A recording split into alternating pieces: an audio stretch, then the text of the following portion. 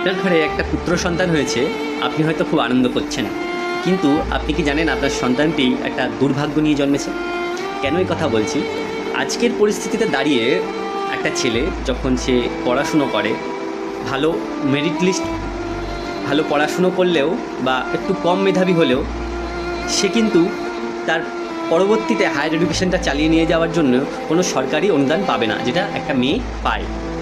রূপশ্রী, কন্যাশ্রী, এরকম অনেক রকম প্রকল্প মেয়েদের জন্য আছে, কিন্তু একটা ছেলের জন্য এরকম কোনো প্রকল্প বাস্তবে নেই।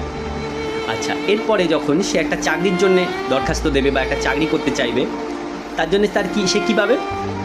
মহিলাদের জন্য 33% সংরক্ষণ, এসটি এসসিদের জন্য সংরক্ষণ।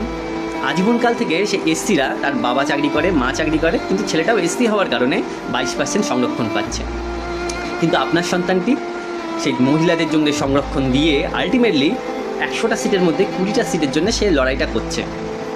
সেটাতে এত ছেলেপিলে জেনারেল কাস্টের মধ্যে 22টা চাকরি কে পাবে? লটারি কাটাটা বোধহয় তার থেকে সহজ হয়ে দাঁড়ায়।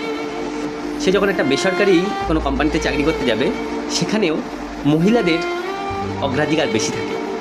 একটা ছেলের কিন্তু সেখানে অগ্রাধিকার থাকে না, কারণ ছেলেটা নাকে কাঁদতে পারে না, ছেলেটা তার কষ্টটা বোঝাতে পারে না। ছেলেটা যখন বেকার রাস্তা দিয়ে চলাফেরা করবে, বাসের ট্রামে চলাফেরা করবে, তার কাছে টিকিটের টাকা নেই, কিন্তু তাকে টিকিটটা কাটতে হবে। কিন্তু একজন মহিলা, সে যদি আয়ও করে ভালো পয়সা, তারপরেও সে ফ্রিতে বাসের ট্রামে চলাফেরা করতে পারবে।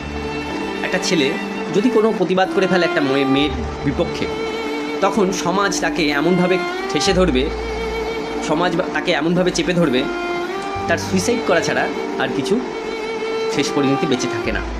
তাহলে একটা ছেলের পরিণতি আজকের সমাজে দাঁড়িয়ে কি দাঁড়াচ্ছে? আমি কোনো মহিলাকে অসম্মান করছি না, কিন্তু ছেলেদের পরিণতিটা দিন দিন কোথায় যাচ্ছে, এটা একটু ভাববার দরকার আছে।